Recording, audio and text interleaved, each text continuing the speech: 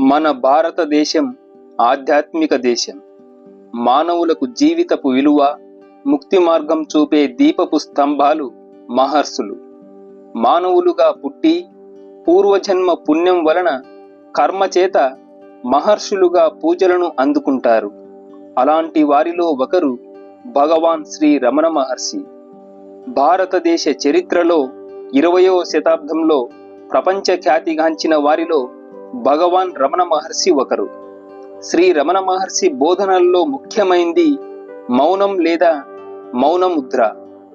రమణ మహర్షి తక్కువగా ప్రసంగించేవారు. తన మౌనంతో సందేశం పొందలేని వారికి మాత్రమే మాటల ద్వారా మార్గం చూపేవారు.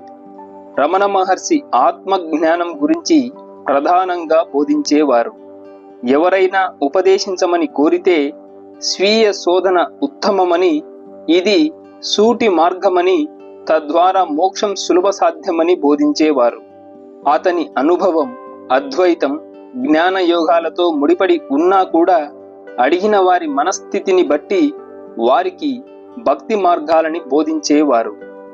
ఒకసారి శ్రీరమణుల ముందు ఒక పెద్ద మనిషి నిందగా భగవాన్తో ఇలా సంబోధించారు: భగవాన్, మీరు పశుపక్షుల మీద, పిల్లుల మీద, దిక్కుమాలిన దరిద్రుల మీద ఎంతో ఆదరణ చూపిస్తారు. కావాలని వాళ్ళని పలకరిస్తారు, లాలిస్తారు, చేతుల మీద వారికి తినిపిస్తారు. మేము మీ చూపు కోసం, మాట కోసం, మీ చేతి నుండి ప్రసాదం కోసం ఎంత తపించిపోతున్నా, ప్రాధేయపడినా, ప్రార్థించినా మా వంకే చూడరు. ఇది మీకు న్యాయమేనా? మీ సమత్వానికి భంగం కాదా అని నిష్ఠూరంగా మాట్లాడాడు. దీంతో రమణ మహర్షి భగవాన్ పెదవులపై చిరునవ్వు తొణికిసలాడింది. కొద్దిసేపు మౌనం వహించారు. తరువాత మృదువుగా, అదా మీ సందేహం?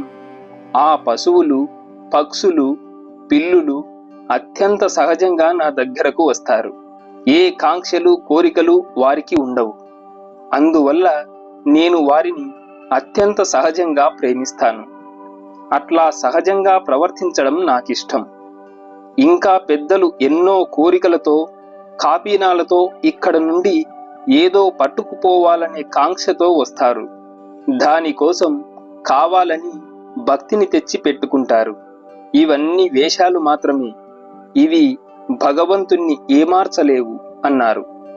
నా అంతటి భక్తుడు లేడని పెద్ద దండో, పూలో, ఫలాలో బుట్టల నిండా తెస్తారు. ఇవి అవసరమా?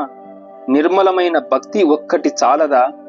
నీ గూర్చి తెలిసిన భగవంతునికి నీ మనసులో ఏముందో తెలియదా?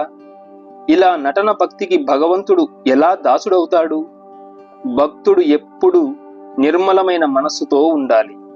ఇప్పుడు చెప్పు, భగవంతుడు ఎవరికి దాసుడు, ఎవరిని ఇష్టపడాలని రమణ మహర్షి చెప్పారు.